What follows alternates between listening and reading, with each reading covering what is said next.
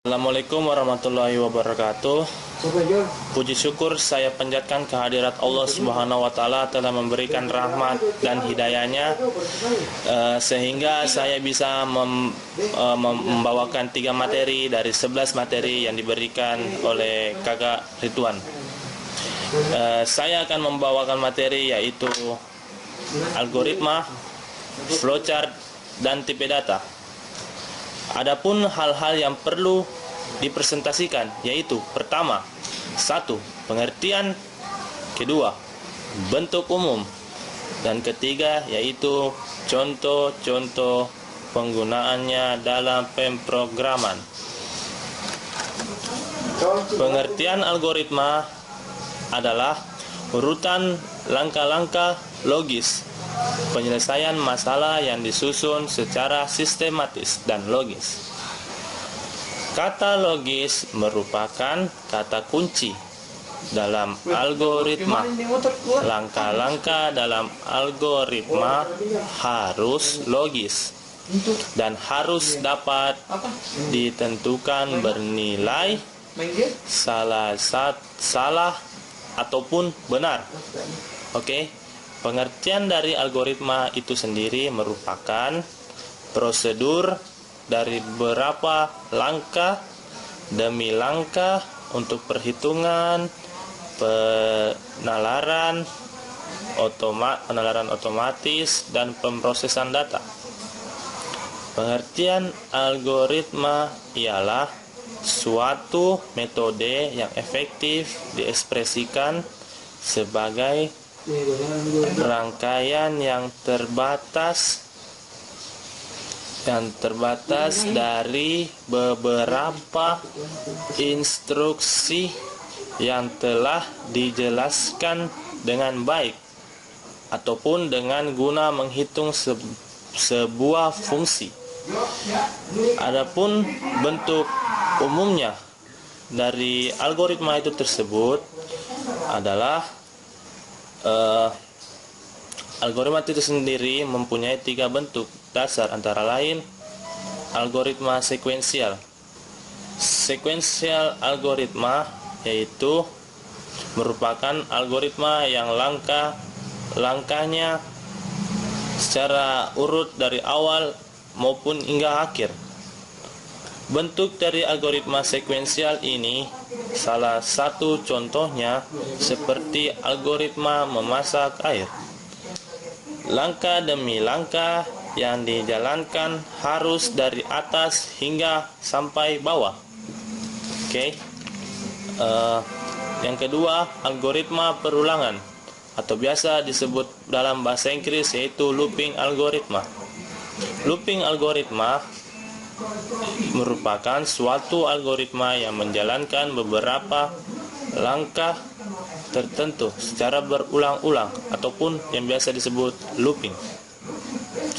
Pada masalah yang kita hadapi, ada pula sebuah langkah yang harus kita lakukan secara berulang-ulang.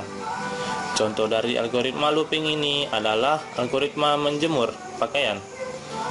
Adapun step by stepnya dalam menjemur pakaian yaitu 1. Siapkan jemuran. Oke. Dan kedua, ambil satu pakaian yang rantingnya akan dijemur. Yang ketiga, peras pakaian tersebut terlebih dahulu. Dan keempat, letakkan pakaian tersebut pada tiang jemuran. Dan kelima, langkah dari 2 sampai 4 hingga pakaian habis. Dari algoritma di atas dapat diketahui bahwa dari langkah 2 sampai 4 harus dilakukan secara berulang-ulang hingga pakaian habis. Ketiga yaitu algoritma percabangan atau bersyarat, yang biasa disebut dalam bahasa Inggris yaitu conditional algorithm. Conditional algorithm itu sendiri merupakan algoritma yang menjalankan langkah berikutnya apabila terdapat syarat yang sudah dapat dipenuhi. Oke, berikut salah satu contoh dari algoritma bersyarat.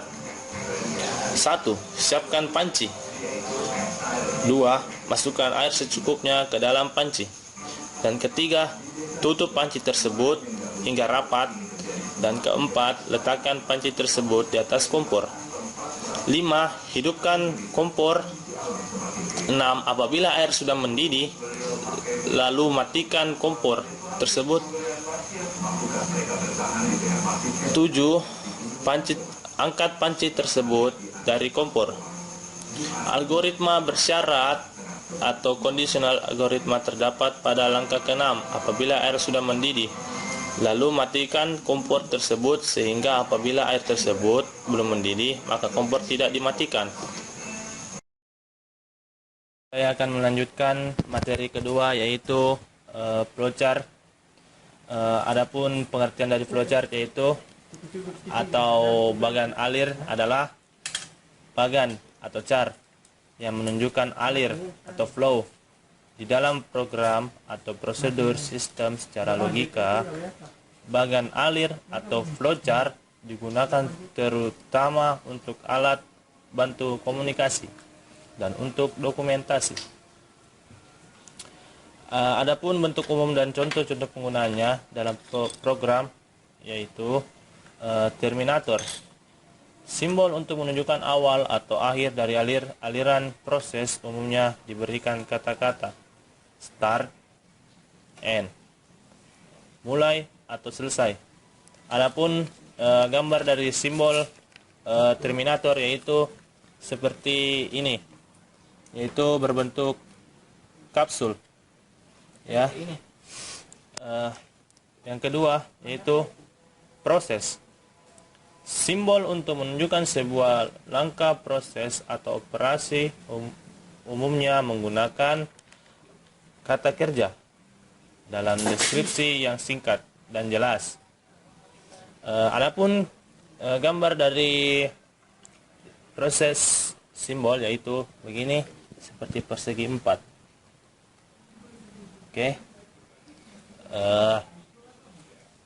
Selanjutnya decision, simbol untuk menunjukkan sebuah langkah pengambilan keputusan, umumnya menggunakan bentuk pertanyaan dan biasanya jawaban terdiri dari yes dan no, atau yang biasa digunakan dalam bahasa Indonesia yaitu ya atau tidak, yang menentukan bagaimana alur itu sendiri dalam flowchart berjalan selanjutnya berdasarkan kriteria atau pertanyaan tersebut.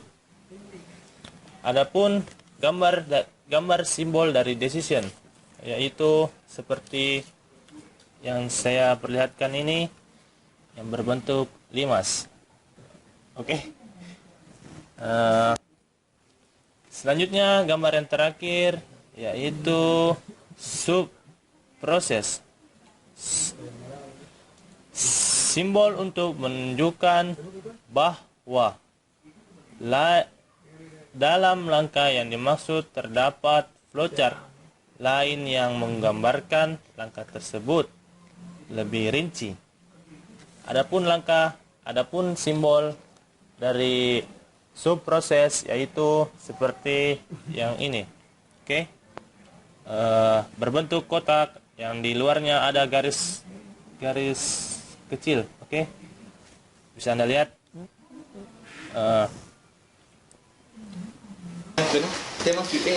Selanjutnya saya akan membawakan materi tipe data, yaitu tipe data adalah jenis nilai yang dapat ditampung oleh suatu variabel. Adapun jenis-jenis tipe data atau data tipe. 1. Tipe data primitif atau sederhana. Tipe data primitif adalah tipe data yang mampu menyimpan satu nilai yang tiap satu variabel. Tipe data primitif merupakan tipe data dasar yang sering dipakai oleh program. Contoh tipe data primitif adalah tipe numerik, buka kurung, integer, dan real. Tipe data karakter atau char. Tipe data boolean. A. Numerik. Tipe data numerik digunakan pada variabel atau konstanta. untuk menyimpan nilai dalam bentuk angka. Tipe data ini terbagi atas integer dan integer. Adapun pengertian dari tipe data integer yaitu tipe data yang dapat menampung nilai yang merupakan bilangan bulat. Tipe data integer terbagi lagi atas. 1. Sort in atau range-nya min 128 sampai 127 plus positif 127. Ukuran byte-nya yaitu 1. Format dari tipe data sort in yaitu second F 8 bit. Dan yang kedua integer, range-nya yaitu minus 32768 sampai plus 32767. Ukuran bit adalah 2. Adapun formatnya yaitu 16 bit. Yang ketiga yaitu long in, minus 2147483648 sampai plus 2147483648. Ukuran byte-nya yaitu 4 dan formatnya yaitu 32 byte. Tipe data yang keempat yaitu adalah byte, 0 sampai 255. Adapun ukuran byte-nya yaitu 1. Formatnya yaitu 8 bit. Word-nya yaitu 0 sampai 65535. Ukuran byte-nya yaitu 2. Formatnya yaitu 16 bit. Adapun tipe data karakter itu B. Karakter merupakan tipe data yang hanya menyimpan satu digit karakter, hanya satu. Oke. Ukuran untuk tipe data karakter adalah 1 byte. 1 byte itu sama dengan 8 bit. Adapun macam karakter yang ada sejumlah 256 macam karakter, yaitu dari kode karakter A, SCI, I 0 sampai 255. Untuk penulisan karakter menggunakan tanda petik tunggal atau biasa bergambar itu koma atas di depan dan belakang karakter yang ditulis. Contoh, petik A, petik belakang, dan huruf besar kapital A, petik, dan lain-lain. Nilai-nilai yang termasuk karakter adalah A, karakter huruf A kecil sampai Z kecil, A besar sampai Z besar, dan B karakter angka 0 sampai 9. C karakter tanda baca titik, koma, titik, koma, titik, koma, titik 2, dan sebagainya. D karakter khusus, yaitu bergambar money, yaitu uang, dan persen, gambar pagar, dan add, dan sebagainya. C yaitu boolean. Boolean merupakan tipe data logika yang berisi 2 kemungkinan nilainya adalah true atau benar, atau false atau salah. Tipe data boolean memakai memori paling kecil. Adapun tabel tipe data yaitu boolean range-nya yaitu byte size. Ukuran byte-nya yaitu 1 byte ataupun 8 bit. Tipe data byte bool, range, byte size, ukuran byte-nya yaitu sama dengan boolean yaitu 1 byte 8 bit. Word bool atau range-nya yaitu word size, ukuran byte-nya yaitu 2 atau 16 bit.